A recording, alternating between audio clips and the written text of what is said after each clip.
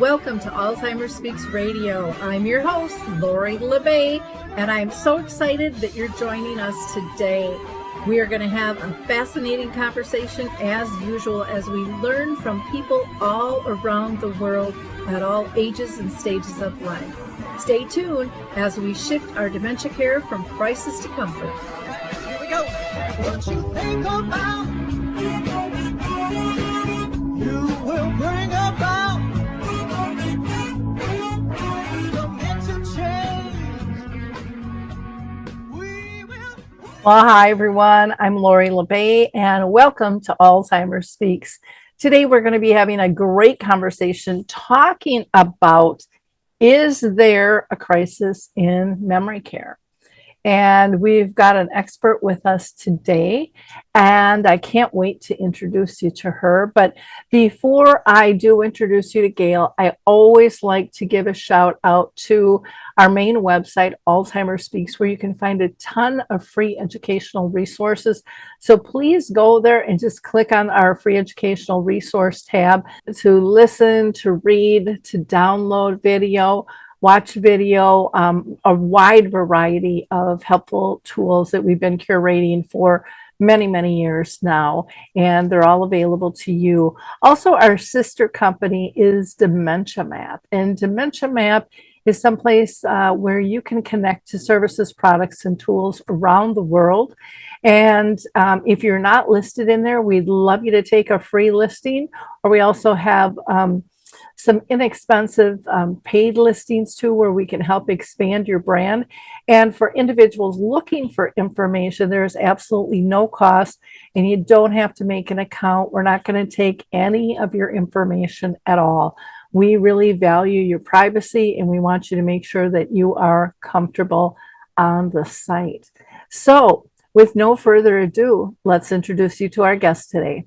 Well, Gail, I am so excited to have you on the show today. We're going to be talking about a really important topic to me, which is memory care, and just, are they safe? You know, how do we age in this country, and you know, the benefits and the downfalls that we see, you know, with all of this. So, if you don't mind introducing yourself to our audience, I'd really appreciate it. Oh, I'd be happy to. First of all, thanks for having me. I'm super pumped to be here. I'm Gail Weatherill, also known as the Dementia Nurse. I've been a registered nurse for 45 years, and for about the last 20 years, I've worked in and around long-term care, in home health, long-term, in hospice care, and as a director of nursing for several years in both nursing home setting and assisted living / memory care settings. So I've been doing it so long, I tell people, don't worry, I know everything, and what I don't know, I'm not afraid to make up. But actually that should be, I know where to go look it up. So I'm excited to be here. Wonderful. You are also the author of your book called The Caregiver's Guide to Dementia, Practical Advice for Caring for Yourself and for Your Loved One, which is so important to have that balance. So thank you for putting that out there. And last I looked, you were like over 30,000 you sold on Amazon so far. That's a fact. If you build it, they will come. I wrote that book as an alternative to the 36-hour day. The 36-hour day is an amazing book. It's been sort of the Bible of dementia care for many years, and they keep it updated. But it's over 400 pages long, and sometimes you just need somebody to give it to me straight, give me a list, tell me what to do right now. And so that's where the Caregiver's Guide to Dementia came in. It's shorter. It has a lot of bullet lists in it, and then references where you can go if you want to read more. Well, that's wonderful. And I too, I think the 36-hour day was kind of looked at as the Bible, but it was overwhelming. And people would go, Yeah. oh my gosh, are we going to get hit with all this stuff? And there was a lot of clinical stuff where it sounds like yours has Yeah. more practical advice of how do we live with this on a daily basis. And That's it. One of the best reviews I got was somebody said, I felt like a friend was holding my hand going through this. yeah. And when I read that, I said, bingo, done my job. So I hope people take a look at it. Wonderful. Have you now? I know you're in dementia care as a professional, but have you been hit by it personally in your own family? Oh, or yes, circle of ma'am. friends? Lord have mercy. My father, who has been passed away about 5 years now, had vascular dementia. And he and my mother were living alone down in Florida, and I'm up in Virginia. And my mother got ill with totally unrelated, and she passed away. So he was there on his own. Very proud man. He didn't need help. He knew what he was doing. And, I ended up moving to Florida to be with him and try and help him and do what I could. But it was, I've done it professionally a long time, but as I'm sure most of you know, doing it with your own is a whole different animal.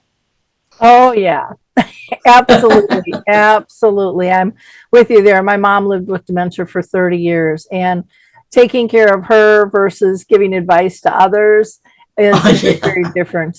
Very, Yeah. very different because Very. you do have all those emotional ties and the family Yeah. history of different roles, and Yes. there's a lot of dynamics that come into play A with whole that for lot. sure. And yeah. Wonderful. Can you explain to our audience what dementia care activism is and how Hot you got dog. involved in it? Yes, I can. Well, when you think about an activist, you think about people who take action to move the needle on issues that are important to them. Um, I call it rabble rousing as much as anything, stirring up trouble. Good trouble, as John Owens would say. We need a lot of good trouble going on in this arena.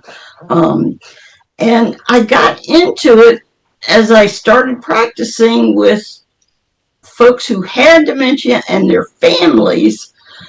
And it was just in my face every day how much our healthcare system fails these individuals with the disease and the people who love them. And in my experience over the years, the people who love them suffer just as much and in many cases more than the person with the actual illness. And I just was, I was so sad and disgusted and whatever. And I knew I was realistic enough to know I wasn't going to save the world. Um, I wasn't going to move and make big changes in healthcare. But what I could do is I could educate consumers and I could help caregivers understand what their rights were, what their options were, how to stand up for themselves and their loved one. And so I went down that road, and that has led me into other opportunities to uh, influence legislators and bigger groups of people. My favorite picture behind me is 500 of my favorite nurse friends and I in front of the Capitol in Washington, D.C. It's an organization called Nurses Take D.C.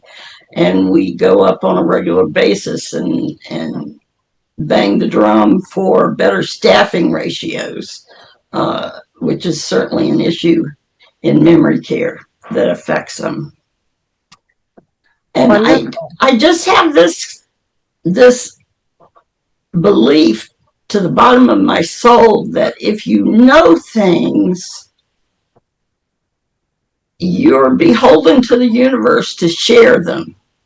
I've had this incredible career over all these years, and to me, it would just be the ultimate sin to sit here in my little chair in Virginia and not use that to help people. Well, and I think that's a really healing piece. I know that was for me too. Yes. I stepped into this. I sold, residential real estate for 25 years. I did not want to leave. I loved my job, but as a frustrated daughter, I was actually encouraged by my senior housing buds. And at the very end, memory care was just coming to be to step into this space because even senior housing recognized everything wrapped around dementia was kind of doom and gloom and give me your money. It Right. really wasn't about what this is like. How do you live with it? How do you come to peace with this and live Yeah. graciously alongside it and with it?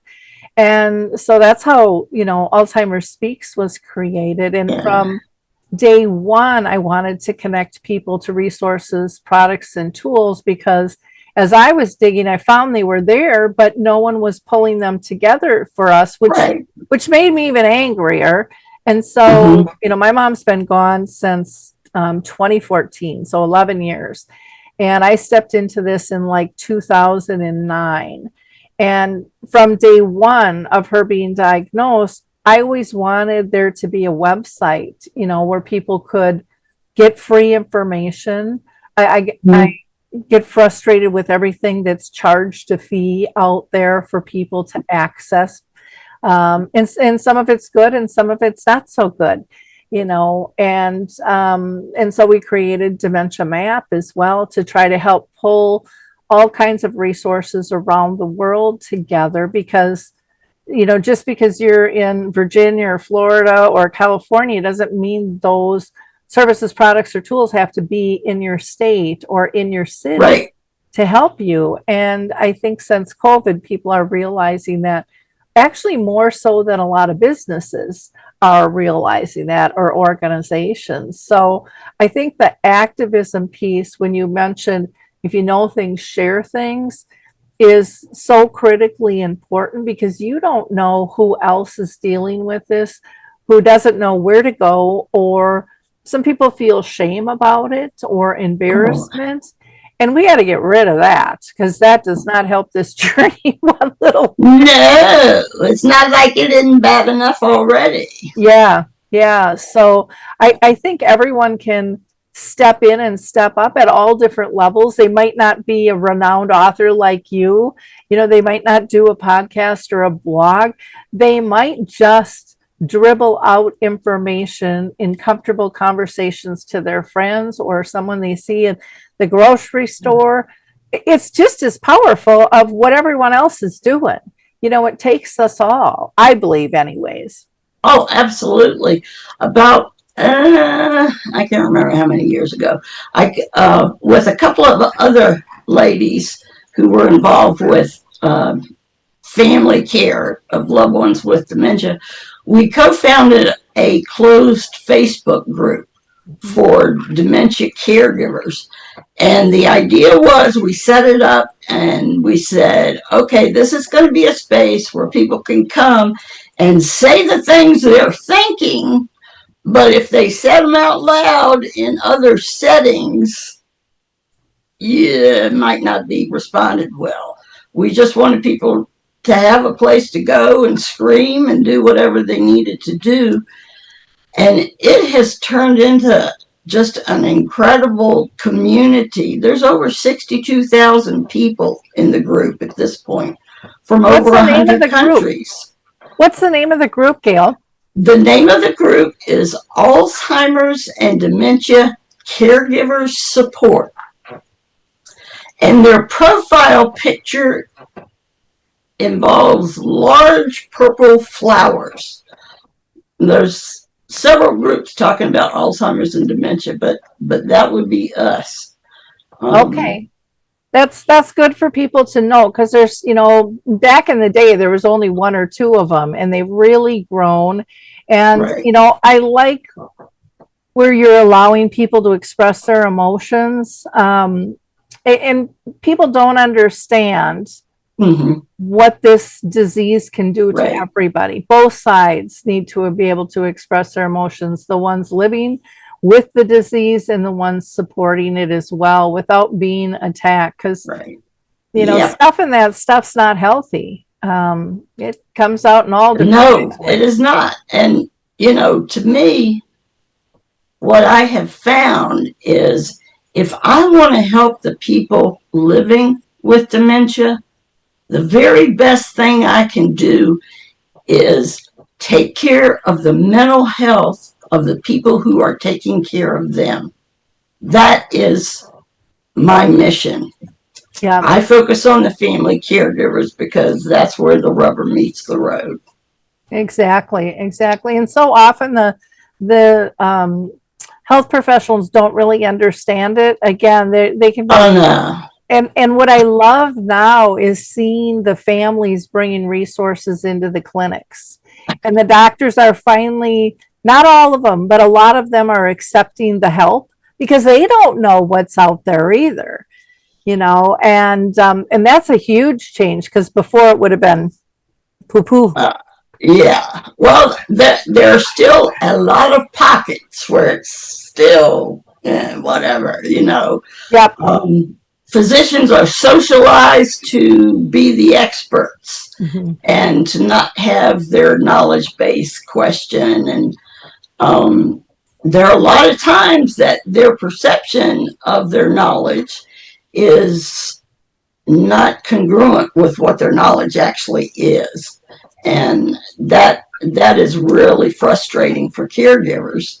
Um, that was another reason that I wrote the Caregiver's Guide to Dementia. I love it and I've had this, I go around and give it to physicians, and the next thing I know, they're going, "Oh man, I need a bunch of these because I want everybody in the office to read it."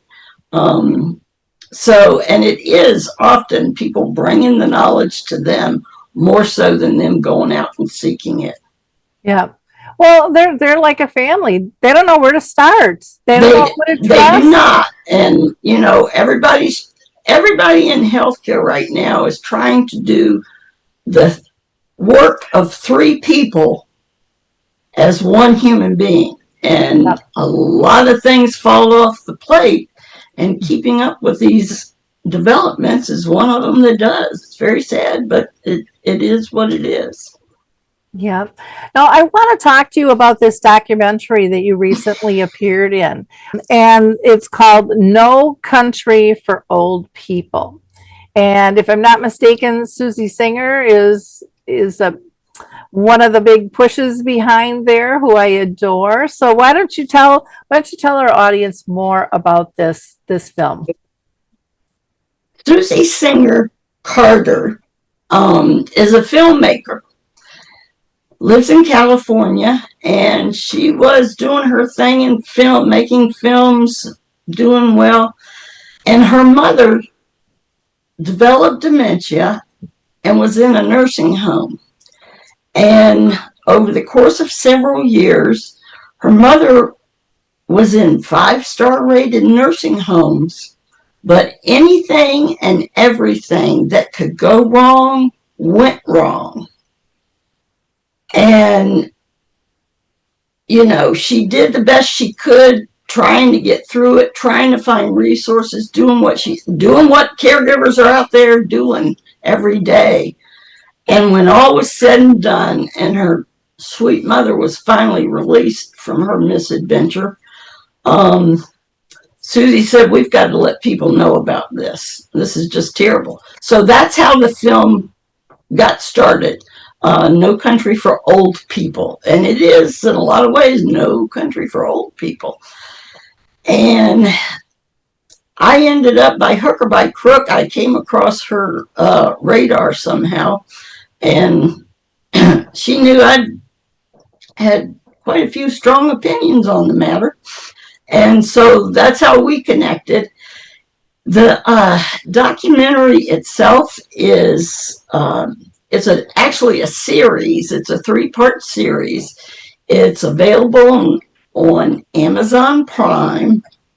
There is a $4.99 fee to watch it on Amazon Prime, and I hope people won't balk at that, because that fee is going to a new nonprofit that's going to be advocating for nursing home reform in the country. It's not going to Jeff Bezos. It's coming back to us.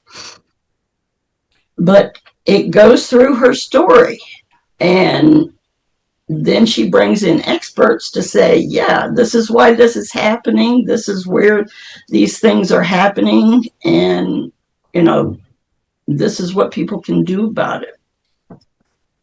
Yeah, it's I just think of the work, and yet I also think of personally what they've gone through. But again, Susie's used her experience to share with the world, and I don't think there's anything more powerful in the world than shared experience and coming from that authentic self, because people know when you're being real, and it just teaches so much faster. And film is one of those things where people don't actually sit down thinking they're going to learn at the level Right. that they do, but they'll be laughing and crying, and just kind of this non-talk or non-stop resonance with them. I know I had a film that I was promoting called what was it? It was called His Neighbor Phil originally, and changed it to A Timeless Love. And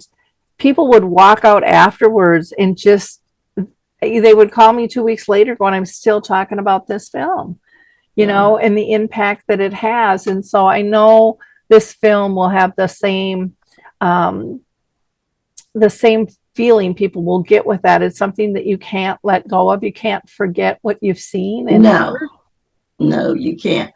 And one of our purposes is, so many people like you, like me, once their active caregiving days are behind them, they're eager to do something to help the next one that's coming down the pike. And so out of this documentary, there's a new, as I said, nonprofit coming up. It's called ROAR. That was Susie's name, the ROAR movement. It's respect, oversight, accountability, and reform. And we're just going to rattle some trees and see what we can do to make an impact. If people go to nocountryforoldpeople.com, they'll see in the menu the ROAR movement, ROAR, and they can find information there. Or they can go to my website, thedementianurse.com, and they can find all sorts of goodies there. Wonderful. I love that. I love acronyms. I think that's fantastic. And I love the fierceness of ROAR too. Yes. It tells you the passion behind it. We aren't planning on being nice. Well, good. What focuses you to drive, and focus on current issues in memory care? I guess, what powers you, and then kind of maybe what are your main concerns with memory care right now? Well, in a lot of ways, memory care is reflecting what a lot of industries are going through. People say, well, is memory care, is it really a crisis, or are you, and I'm like, well, if it hasn't affected you yet, or someone you love, fasten your seatbelt, because I promise you it's coming. It'll be considered a crisis. Exactly. Yeah, really. If you aren't in crisis now, trust me, honey, you're on your way. But the thing of it is, so much has changed in the long-term care industry in the last 15 years. Um, a good while back, a lot of folks, investment individuals, saw the baby boomer silver tsunami coming and said, oh, services for these people are going to be in demand. And what happened was long-term care became a favorite investment opportunity for a lot of investment firms. And these firms started gobbling up the mom and pop nursing homes, and all of a sudden you're being run by a corporate office. And our experience is, and the stats are there, the documentary talks about it, but I see it every single day in working with families. The model we have is that the primary motive is profit, the return for the investors and the owners. It is not about the residents. It is not about the staff. It is about the love of money, which we know is the root of all evil. And there is a tremendous amount of evil going on in the industry these days. I worked with a family recently, perfect example, and their loved one was in a memory care facility and was having a lot of problems. Family would show up and the person would have food still in their mouth 3 hours after the meal was over. Bruises on her arms that you knew full well, if you've got a big bruise right here, where do you suppose that came from? And those sorts of things. Well, this facility had been running short staffing. 3 aides to take care of 46 people with dementia. It doesn't matter how good the aide is. It doesn't matter how much they want to do the right thing. It's not going to happen. So I worked with the family to draft a complaint letter about these issues, and we focused not on the things that were happening, because what I didn't want to see is I didn't want them to take it as fuel to go back to the staff and say, yeah, not doing what's supposed to be, blah, blah, blah, blah. Right. The problem is with the business model.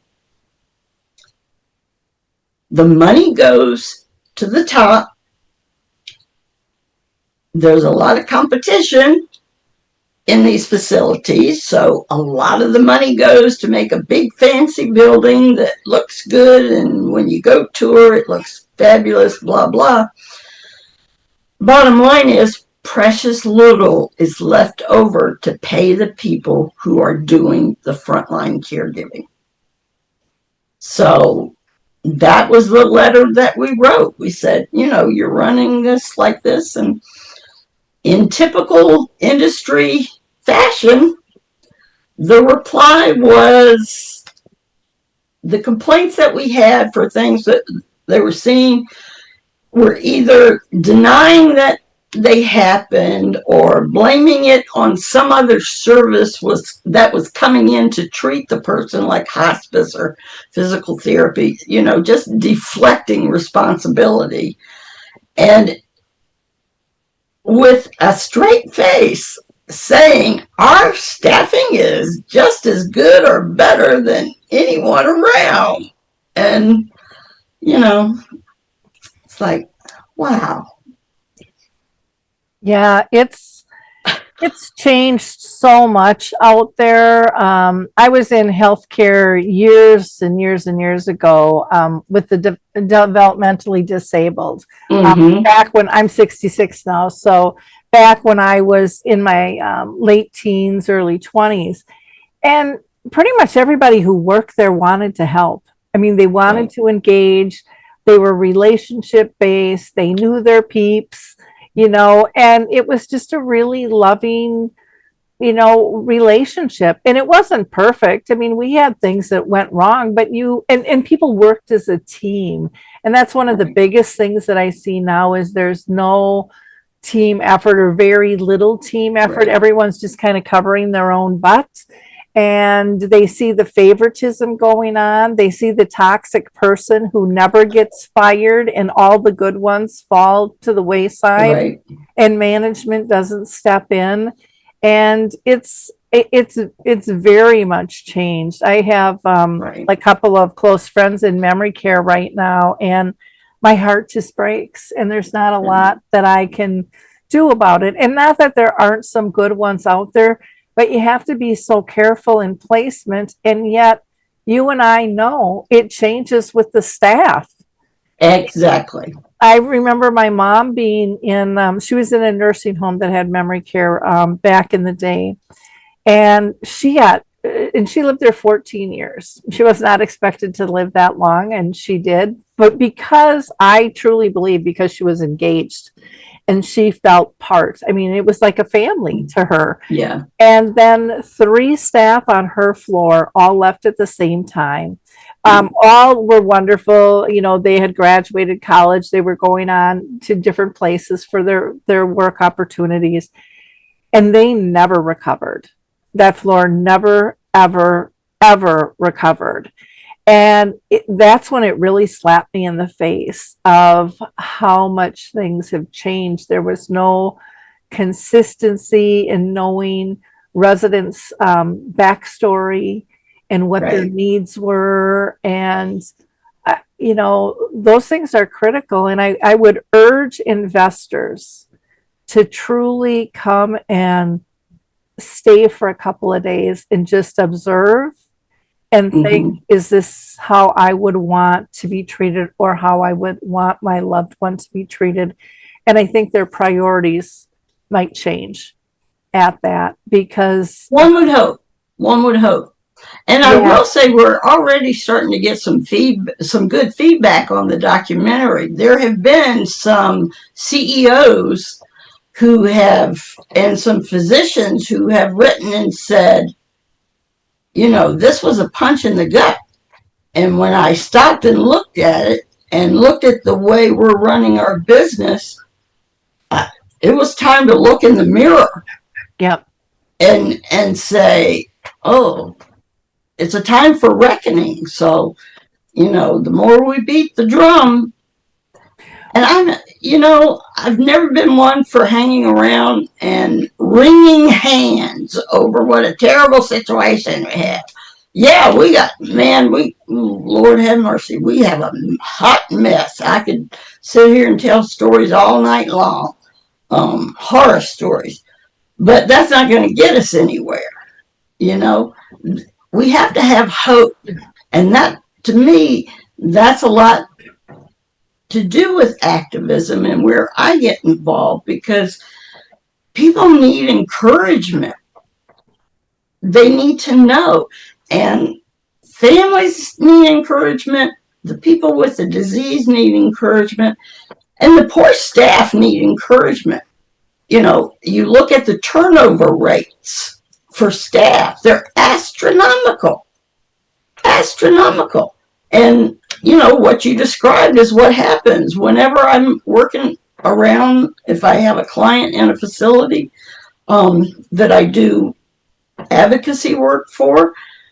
Boy, when I see the staff in there, if I see a good one, I am loving all over that person and saying, how are you doing? How are you holding up? Because the good ones come in and they've got 18 people with dementia to take care of. So are they going to go home thinking, boy, I did a good job today? No, they're going to go home thinking, oh my God, I didn't get to do this, I didn't do that. And then, who, like you said, who's sitting over there on her butt playing with her phone and blah, blah, blah. So it's a very complex situation. And it's hard because I saw this with my own daughter. She was an activities director, and she's like, Mom, I can't do everything they want me to do. You know, the staff are supposed to bring them to my activities, but I have to go get them. I have to set up. I have to go get them. I have to do the activity. I have to bring them back. And then I have to clean up. And I'm supposed to already be starting my other activity. And she says, and they have needs in between. And she's like, I can't walk away. And she actually stayed in her job probably several years longer than she should have for mental health purposes because she was afraid to leave them. Because that's that's the heartbreaker. That's the heartbreaker. You left out one important step in all that stuff your daughter had to do, because after all of that was said and done, she had to sit down and type out on a computer somewhere exactly what she did, what she's going to do next time, and how this and how that. And licensure and oversight by the states of the care is all based on documentation. And so if the paperwork is what they're going to judge you on, then the paperwork becomes more important than the care itself. Yeah. And that's another phenomenon that really frustrates people. Oh, absolutely. Well, I'm going to take just a quick break here. We have been talking with Gail Weatherill, who is the dementia nurse. She is actually a registered nurse and she is a dementia care advocate. And she is the author of this amazing book called The Caregiver's Guide to Dementia: Practical Advice for Caring for Yourself and for Loved Ones. And her website is thedementianurse.com. She's on Facebook as the Dementia Nurse, and she can also be found on LinkedIn as Gail Weatherill, RN. And you'll also find her in the documentary No Country for Old People, which can be purchased for only $4.99, and those funds go to fund a nonprofit to really help change our policies to protect people and get better care. I always like to give a shout out to my webmasters, Q for Good. I just adore them. I know you guys might be sick of hearing about them, but there's always somebody listening who might need a good webmaster. And they're difficult to find. Someone who understands the everyday person's language and doesn't want to deal with the black hole, just wants things to work properly. And there you go. Yeah, so check out Q for Good. If you mention my name or Alzheimer's Speaks, they'll give you 10% off. And of course, they'll do a free consultation for you as well. But Gail, let's get back to you, because I've learned so much, and I absolutely adore your passion. I feel like I resonate right with you in terms of changing the world. I have a key phrase that I say: I want to shift from crisis to comfort. And I think that's all people want, is peace, and to make sure their loved ones are safe, and that they maintain their sanity in the process. And that is not too much to ask for. One would think. Yeah. One would think. But it does get really complicated. So, for the average caregiver, advocating for their loved one, a lot of people caring don't look at themselves as an advocate. But I mean, you have to put your armor on, and you have to have your eyes wide open and your flashlight in hand, and checking out all the little crooks and crannies, because you don't know where you're going to spot something. And it's so important, because especially a person with dementia, they can't tell us, and we really have to look for the signs. So what advice do you have to families who need to be these advocates for their loved ones? Well, one of the things I tell folks is, it's a misconception to think, okay, well, we reached our limits at home in terms of taking care of mom. We can't keep her safe at home, and we need to move her to 24-hour care. And it's a misperception if you think that's kind of a step down in terms of your caregiving days, because it's not. Your caregiving days will go on. It won't be as intense with the 24-hour responsibility, but you are still a caregiver and your loved one needs you just as much when they're in a facility as they did when they were at home. Things that I recommend to people: educate yourself, you know.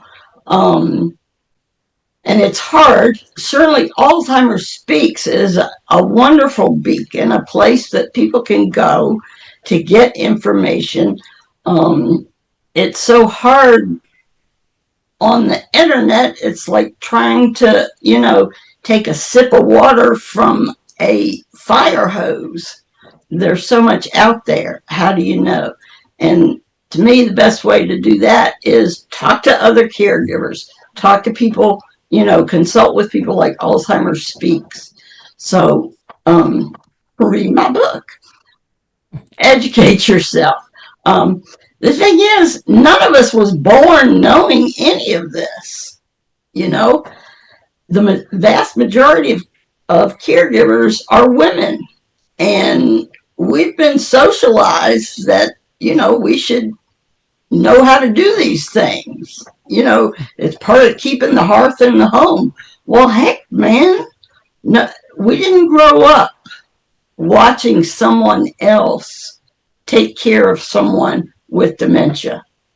It hasn't been that big an issue. So educate yourself. One of the things I really encourage people is to become familiar with what your rights are. Everybody talks about resident rights. Every facility is required to give you information on what the residents' rights are. So to become familiar with those, look at every piece of paperwork you ever signed for anything with a fine-tooth comb and or an attorney. We'll get a real estate attorney involved in buying a house so they can go over all the fine print to advocate for us. But are we going to spend money on an attorney to go check our mother into a nursing home? People don't think about that. And it's that old idea that these are helpers. This is a caregiving industry. And unfortunately, those days have sailed. So just being very careful with the things that you sign and reach out to other caregivers. That's the biggest one. Talk with the Alzheimer's Association. You could go on Mr. Google and say, dementia support groups near me, and see if there are possibilities for live groups. There's a ton of groups on Facebook. There are groups for general dementia caregivers. There are groups for people who are caring for a spouse, bereaved caregivers. How do I live, after all of this is said and done? So, I just encourage people, don't go it alone. And don't believe the stuff inside your head. I'm not doing this right. I could be doing this better. I have a little spot on my website where people can click on that and schedule a 15-minute call with me. And 9 times out of 10, those calls end up being somebody tells me what they're most concerned about. And what they really need and want to hear is, you are doing a great job. Trust your gut. You know what you're doing. The doctor may not know. Uncle Hal who lives on the other side of the country and hasn't seen mama in 15 years, but is pretty sure he knows how you should be taking care of her. No, people just want to be told, and I'll tell them, baby. I'm like, call me up. 15 minutes don't hurt my feelings. I'll get on there and tell you. And I always tell people, email me after this, whatever. But what I find is most of the time, all they needed was somebody to say, you know what you're doing. You're on the right track. Here's a couple other things you could try. People just need to be encouraged. Oh, I think that's so true. I talk with people too, and they're like, oh, you understand. Because nobody understands, they're like, I No, don't really get it. And they like, I know what they're telling me isn't right, but then again, that second opinion in your head, it just rips you to shreds. I loved when you talked about, getting educated and knowing your rights. And no one ever thinks about pulling in an attorney, signing this stuff for review, or just even, I know when I go to buy a car, they're like, well, sign. I'm like, no, I read everything. I was in real estate for 25 years. I read everything. And it's like, if I need a day or two to review it and you can't give me that, that tells me we got issues here. right. And it's not me. But I also know that very few places will change their terminology for you on things. Well, in my experience, that's not always true. Okay. And it is hard because they want to fill the bed. That's their goal, is getting you in the door.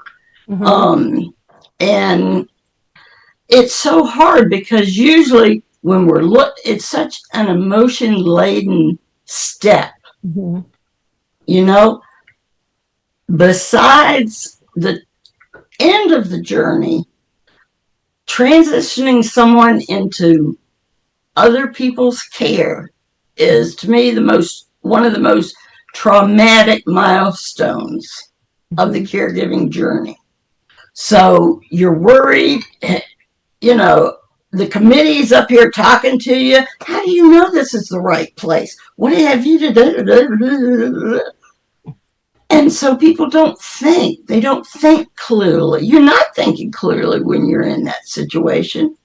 And I tell people, just like you say, if they will not let you take a contract home and look at it for 24 hours, then you're in the wrong place. You're in the wrong place. Exactly. What can people do to really help improve our memory care for the future? Hot dog. There's lots going on. Join the ROAR movement. That's a good one. There's safety in numbers. There are a lot of advocacy groups that are pushing from one corner or another corner. The National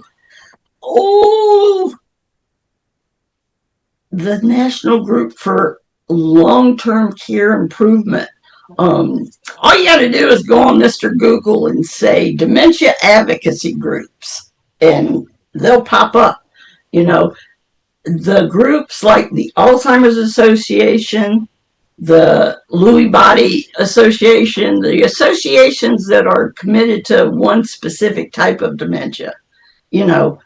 Pay attention to what they're doing. Get involved. Be a volunteer. And do what you can to influence what happens in Washington.